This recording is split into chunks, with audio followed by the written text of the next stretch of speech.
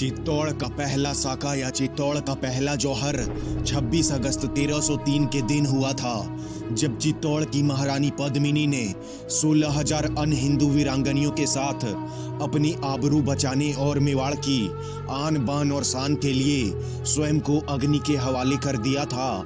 लेकिन क्या आपको पता है कि चित्तौड़ का पहला जौहर क्यों हुआ था?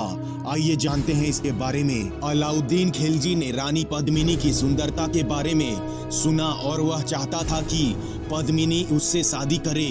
इसी बात को लेकर अलाउद्दीन खिलजी ने चित्तौड़ के राजा के पास संदेश भेजा कि अगर युद्ध से बचना चाहते हैं तो रानी पद्मिनी को मेरे हवाले कर दो।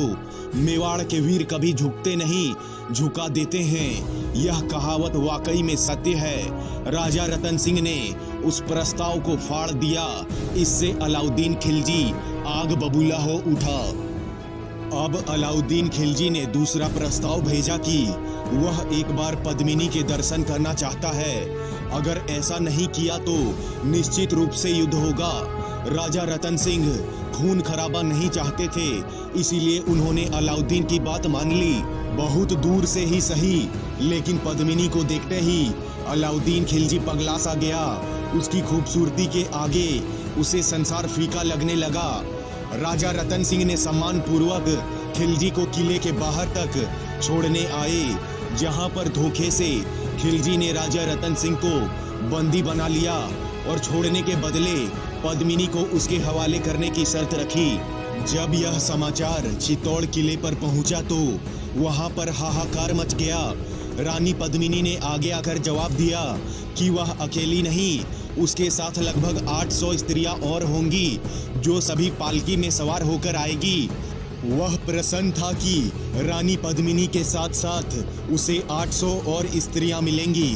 फिर क्या था, चित्तौड़ से पालकियां निकली, लेकिन इनमें उन चुनिंदा 800 वीर सैनिकों को स्त्रियों के भेष में बैठाया गया, जो चित्तौड़ के सबसे शक्तिशाली सैनिक माने जाते थे। राजा रतन सिंह को लेकर अलाउद्दीन के सेनापति पालकियों के समीप आए। राजा रतन सिंह को सुरक्षित पाते ही वह 800 वीर सैनिक मुगल सैनिकों पर टूट पड़े और राजा रतन सिंह को सुरक्षित चित्तौड़ पहुंचा दिया। फिर अलाउद्दीन खिलजी अपनी सेना के साथ पूरी तैयारी करके चित्तौड़ पर हमला कर दिया। इस युद्ध में चित्तौड़ के राजा रतन सिंह मारे गए, साथ ही हजारों की तादाद में सैनिक शहीद हो गए। जब महारानी पद्मिनी के पास यह खबर पहुंची तो उसने जौहर का निर्णय लिया। इसी घटना को चित्तौड़ का पहला जौहर या चित्तौड़ का पहला साका का आधार माना जाता है। तो दोस्तों, अगर आपको वीडियो पसंद आया तो वीडियो को लाइक करें और हमारे चैनल को सब्सक्राइब करें। धन्यवाद।